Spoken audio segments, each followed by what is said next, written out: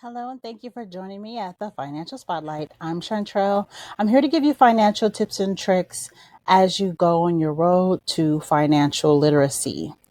So, today I want to go over something that we hear people say a lot: net worth, net worth, net worth. But do you really know what net worth is? So, as so we hear so much about famous people and their net worth. The information is literally on the internet and freely provided for the world to see. Net worth is probably the single most important measure of personal wealth, which is why knowing your net worth is so important. This is particularly true if your plan is to increase your wealth in order to achieve a financial independence and to reach retirement. But what is net worth exactly? Net worth is the value of an entity and can apply to individuals, corporations, sectors, and even countries. Net worth shows you a snapshot of your current financial position as a person, or solely as a person, family, or as a business. Okay, so in its simplest form, net worth is a difference between your assets and your liabilities. In fact, the reason you want to calculate your net worth is so you can establish a baseline from which you can improve your financial situation. So, the way you would calculate your net worth, let's scoot this over here, is by subtracting your total liabilities from your total assets. It doesn't really matter how big or how small the number is. It doesn't necessarily matter if the number is negative. Your net worth is just a starting point to have something to compare against in the future. So let's look at what assets are.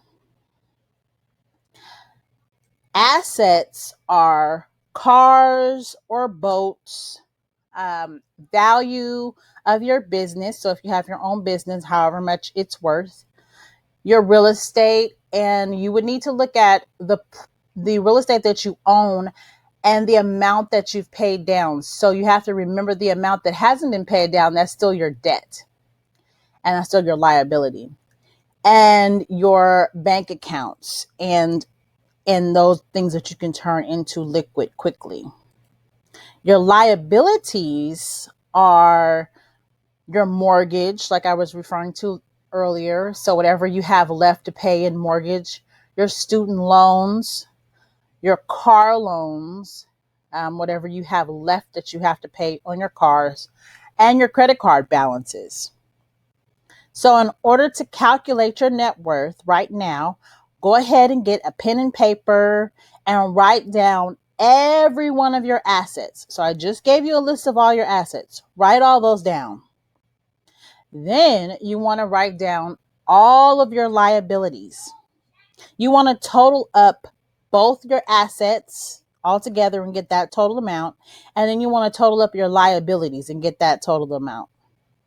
Once you have your total assets, you subtract the total liabilities from your total assets, and that is your net worth.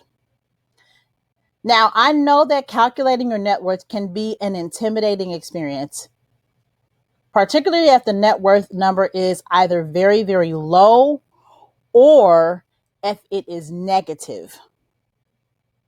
So your net worth, though, is basically a number that exists today, and you can always change it in the future. Although many people never bother to calculate their net worth, everyone really, really needs to. There are at least 5 different reasons why knowing your net worth is important. First, your net worth is the most accurate measure of your wealth. Wealth is what is left over after all of your bills are paid, and that's exactly what net worth is. There's no way to know exactly how wealthy you are or are not without knowing what your net worth is. Second, tracking your financial progress, since net worth is a specific number able to be tracked with precision. It enables you to measure your financial progress from one month or year to the next. So a growing net worth is the best sign that you're moving forward. A decline in your net worth means you have to do some work. Third, moving the financial focus beyond income alone. The concepts of wealth and prosperity are often grouped by income levels. While this measure has some value, it doesn't take into account your expenses, your taxes, and other specifics. Even if your income is growing, if your net worth is flat or is declining, then your financial situation may not be improving at all. You need to avoid the overemphasis on asset value alone. Now, some people focus almost exclusively on the value of their assets as a measure of their personal wealth. For example, they may proudly proclaim, oh, I have $250,000 in assets, while ignoring the fact that they have $200,000 in debt. It's not the size of either that counts, but rather the difference between the two. Fourth, it puts your debt level in proper perspective. In a perfect world, we should all be debt free, but that's not quite the way life works, is it? A large debt number can be very, very scary, but it is more than offset by a large asset position. It's not nearly as bad as it looks. For example, if you have $50,000 in debt, and then you have $250,000 in assets, then your debt level probably isn't extreme. And fifth, your net worth is important when applying for a loan. So, since net worth is the best measure of overall financial strength, lenders are often interested in knowing what it is in determining whether or not they will approve you for a loan. So we need to make sure that we know that there are 4 ways to improve your net worth. The first is to increase your assets.